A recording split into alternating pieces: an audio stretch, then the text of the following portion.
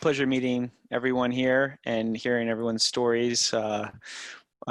Being an early stage company is exciting and challenging at the same time, especially during a global health crisis. So, I give everyone here a ton of credit for continuing to push through and learn and get better by learning, new strategies, new tactics in marketing. So hopefully, I could help everyone in some way, shape, or form today and provide some helpful advice and tips that you can take and walk away with and apply at your own company. So a little bit about me. Prior to Clubhouse, I co-founded DigitalOcean, a cloud infrastructure provider based in New York. It's doing north of 300 million in ARR. It has over 600 employees now. And it's doing very well. Content marketing or content was one of the key channels, if not, in many ways, the key channel in driving, new customer acquisition for us. We saw that 75% of new customers hit a tutorial or hit an article before they converted. So it's a really powerful stat. When telling the DigitalOcean marketing story. So I was there for 6 years. I was the CMO, built the marketing team up from scratch, from 0 to 25 folks across different functions: product marketing, brand, demand gen, content, community, DevRel, you name it, PR, comms. So built a fully integrated marketing team from the ground up, and learned a lot through that whole journey. It was a very humbling journey. Acquired over 1 million developers worldwide. Software engineers was the target audience, still is. And then after 6 years at DigitalOcean, I joined a project management platform company, Clubhouse, that is trying to replace Jira. Everyone hates Jira, and Clubhouse is trying to be a better alternative for software teams.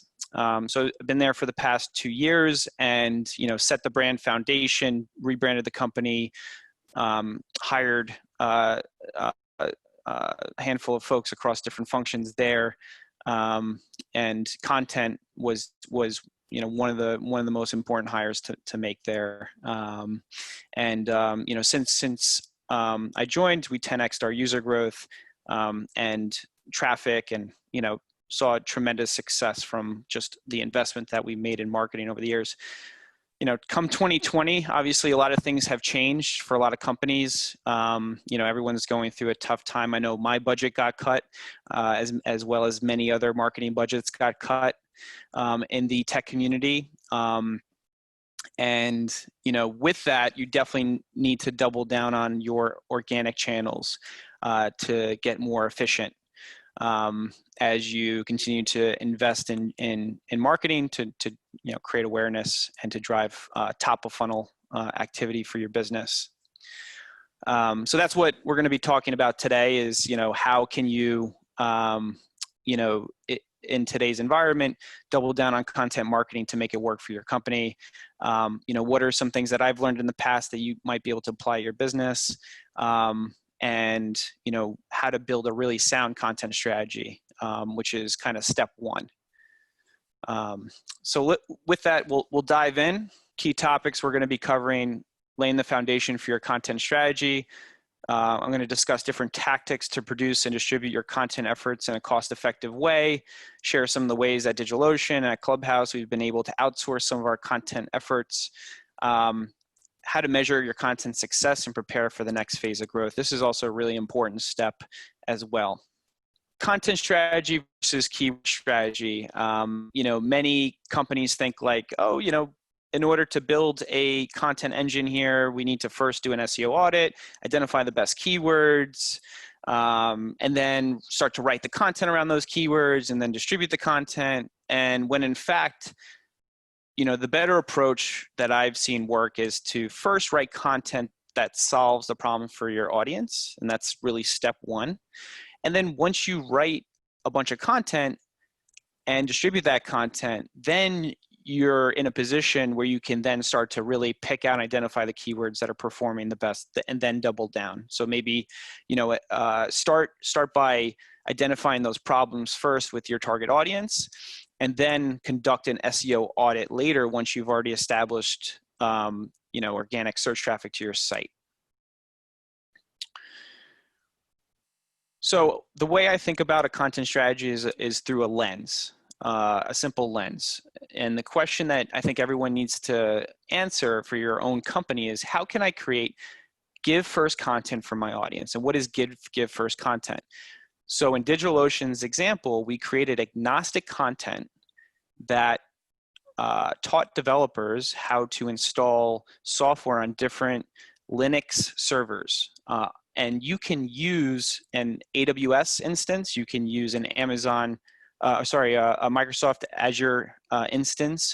You don't have to use a DigitalOcean server to run the software. And we would provide a really simple how-to tutorial on how to set it up with, 3 to 5 steps mostly. So over time, we generated, thousands of tutorials on the site. That generates now, over 3 million unique visitors to the site. And to put that in context, there's only 20 million-ish developers globally. So we were really able to saturate the market pretty quickly through the content.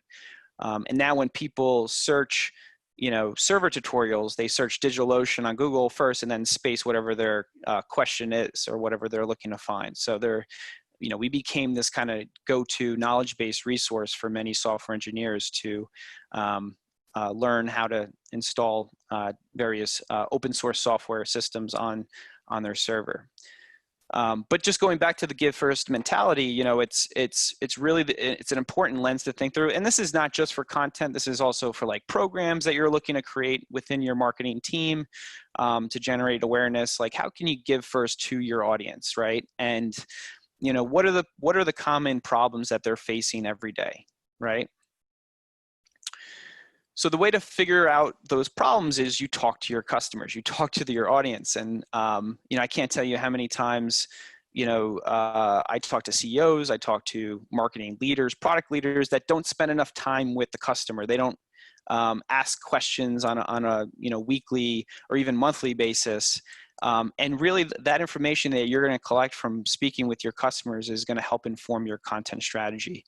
Understand their daily challenges and pain points, and then solving those pain points and challenges with content, with helpful content. That goes a long way. And then when you're getting started, don't overthink it. Content doesn't have to be perfect, and there's different forms of content. In DigitalOcean's example and even Clubhouse's example, it's more written form, but obviously content now can take many different shapes and forms. People are becoming less patient, so audio and video sometimes work better. Podcasts are starting to really pick up. So, there's different, obviously, formats for content here. It doesn't have to be written form. And don't overthink it again. So it's, the content doesn't have to be, like, you don't have to work weeks and weeks on a piece of content and then, hope that once you publish it and distribute it, it's going to generate millions of visitors to your site, right? I think it's, you have to just believe in the process, know that it's going to take, probably a couple hundred articles before you really start to figure out what's working. And you should aim to produce 3 to 5 per week and just get into that cadence as quickly as you can. And that's a lot, by the way. 3 to 5 is a lot. So how do you augment that? At Clubhouse and at DigitalOcean, we launched 2 different outsourced content programs. So Clubhouse, the Write, Earn, Give program, and DigitalOcean, the Write for Donations program, is all about paying folks in the community to write for you, and then as a way to incentivize them, reward them for writing the content, we would pay them a fee, plus we would match that fee and donate to an open source project of their choice or a nonprofit of their choice. So both programs have generated a ton of inbound interest, especially during this time when, so many people are out of jobs, they've been furloughed. This is a great way to give back and to help people, talented technical writers, talented writers out there that are looking to make, a few extra bucks on the side. So this could go a long way for your company. And, something along the lines of like $200 to $400 is what, we've structured our programs around. There's been, great ROI seen from each of those pieces of content that were written. In DigitalOcean's example, the outsourced content generated 40% of the articles for the business, and also contributed over 1 million unique visits per month to the community section on the site. So this could work really well at scale. Eventually, you'll need an editorial team to manage this because there's a lot of review. There's a review process to accepting the applications that come in, and it takes a lot of effort and time here to maintain and operationalize. But these are very effective tactics and programs that you can roll out pretty quickly at your companies to start to pipe in some more and plug in some more content contributors to start generating content on a regular basis. So once you create the content, many companies think that's the finish line. When it's actually not. You need to take a couple steps further and distribute the content across different channels. Luckily, obviously, there's organic channels, social channels that you can distribute it through where it doesn't cost anything. For every piece of content, the more that you could distribute it to your audience, via social, through the different social media platforms, as well as your own internal newsletter, that's how you start to really build, shareability and awareness. And you want to rinse and repeat this on a regular basis. So if you're creating 3 to 5 pieces of content per week, and then you're distributing each piece on different social media platforms, and like using this example here, let's say you interview a thought leader in your space on your podcast, and then now you can take that interview and redistribute that interview across different formats. So it could be written format on your blog. You can upload it to Spotify or iTunes, the audio format, and then if it's a video, you can publish it on YouTube.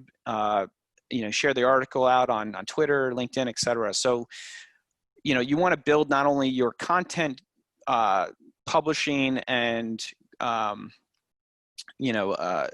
production center, but you want to also establish, your distribution center as well, and that has to work in sync with each other.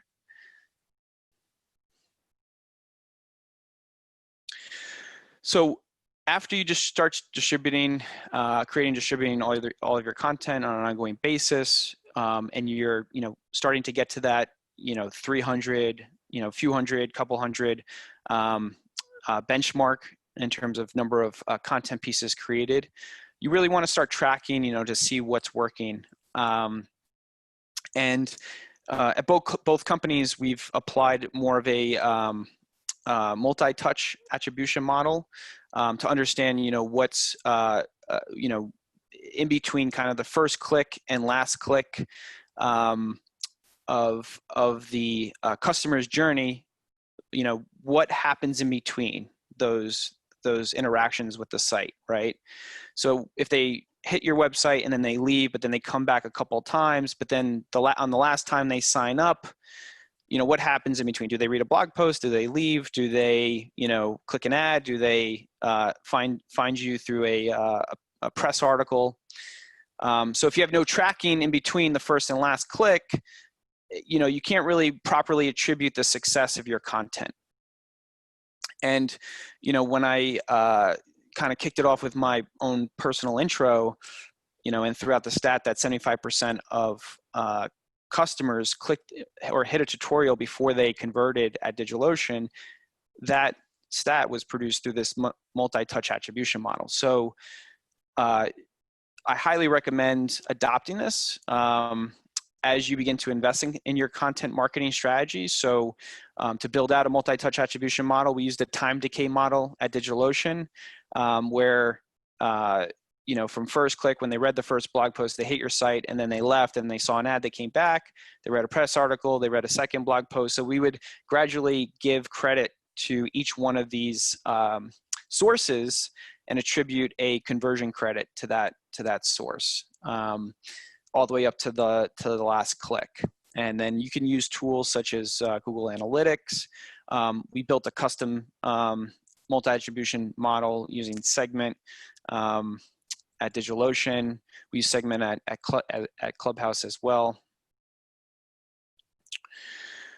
So once you build this multi-touch attribution model, you want to track your content success in driving organic traffic as well.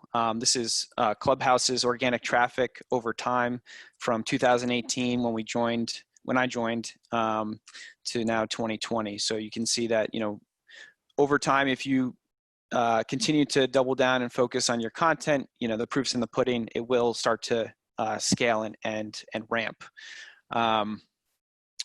But don't forget to track your content success all the way down to the bottom of the funnel. So both at DigitalOcean and Clubhouse, we're not only tracking our, you know, trials and signups and, you know, top of funnel traffic. We're also tracking it all the way down to the paid conversions, you know, paid signups.